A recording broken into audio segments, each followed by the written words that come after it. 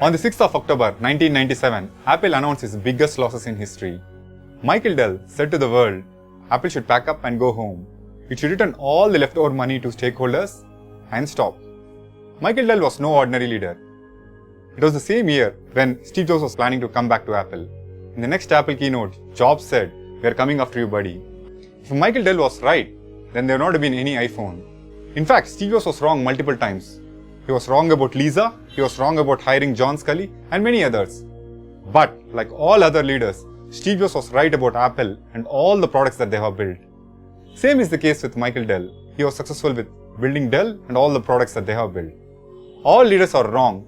They are wrong long enough to prove all others to be wrong, or with all the information that they have and best intentions, they were wrong for that particular moment. It's absolutely fine to be wrong as a leader. In fact, you can't be a good leader if you're always right. Why? Because if you're always right, there is nothing new to learn. You can't suddenly wake up one day and become Indra Nooyi or Walt Disney. You can argue that they are born leaders. Maybe they are. We don't know. But doesn't mean that you can't be one. It reminds me of a story my friend told me. His mom told him he was a born leader. So he asked how. His mom said, "It's because you got my genes." For which he replied saying that, "But I'm not a leader yet." For which his mom replied saying that, "Well, that's because you got your dad's genes too." Leaders do things, and when they go wrong, they'll just pause, reflect, and keep learning.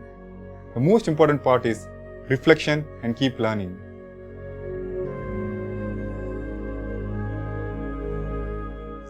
A coach came to train the kids on football. One of the kids asked, "But coach, there is no football." And the coach asked, "How many people are there in the field at any point in time?" The kid said, 11 on a team and 22 on the field. So the coach asked, "How many people touch the ball at a point in time?" The kid said, "Only one of them." So the coach said, "We are going to work on what the remaining 21 people are going to do. So we'll start with fundamentals." Every leader has a style, traits, and skills. To explain leadership style, I'll give an example.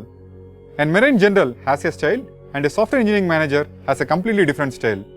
Both leaders are excelling with their teams, but just imagine swapping them. That's where leadership styles are very unique and important. Leadership traits. Traits define who the leader are. Example of traits are honesty, persistence, integrity. We know leaders who never give up, so their trait is persistence. Leadership skills. Skills are the ability to perform activities in an effective manner. To understand skills, let us take ability to persuade. When there were kingdoms, kings never used to persuade anyone, they used to command them.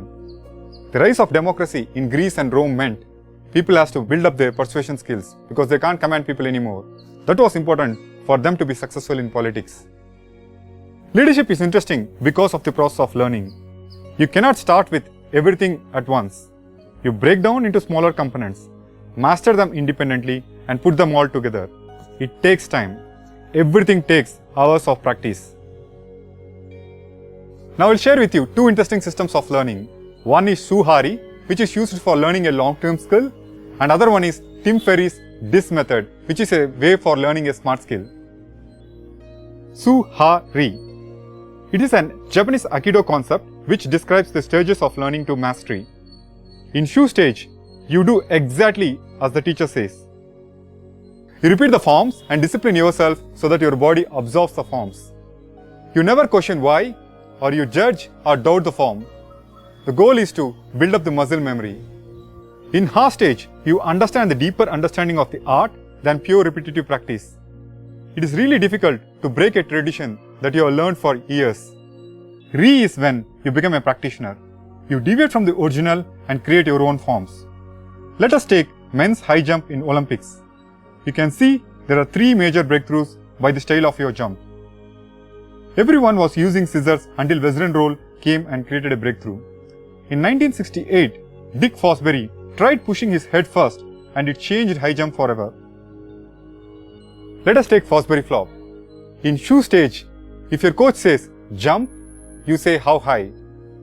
In Ha stage, you pick up the style to adapt to your body and break the tradition. In Re stage, you come up with innovations and create your own forms like the Fosbury flop. Tim Ferriss' DIS system.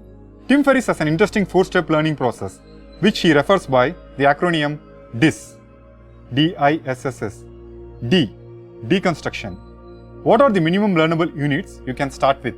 So if you want to learn a new language, then what we will do is, you break down into letters, sentences, words, grammar, and different processes. S. Selection. Pareto's principle of 80-20 dictates that 80% of the results in any endeavor comes from 20% of the input. So which 20% will you pick up so that you can be more effective? Let us take learning English as a new language. If you pick up all the words and sort it down by the order or frequency of usage in printed material, and then take the first 25 words, that forms 1/3 of all the printed material.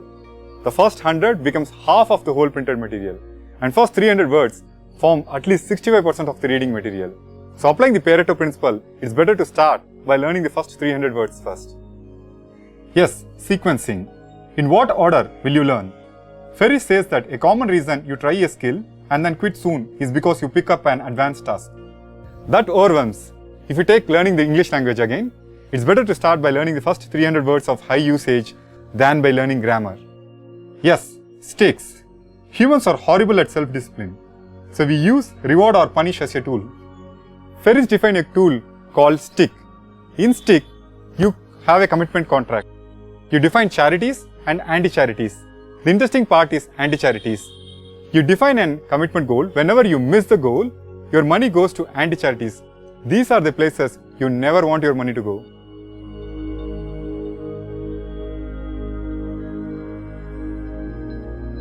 I recently had a conversation with author Benedict Jiva, who is the author of 1500 blogs, 9 books, 1 novel and counting. I asked her how she did it. She told me, one sentence at a time. One sentence at a time.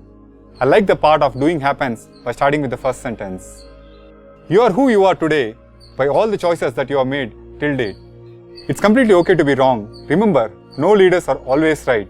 The most important part is pause, reflect, and keep learning.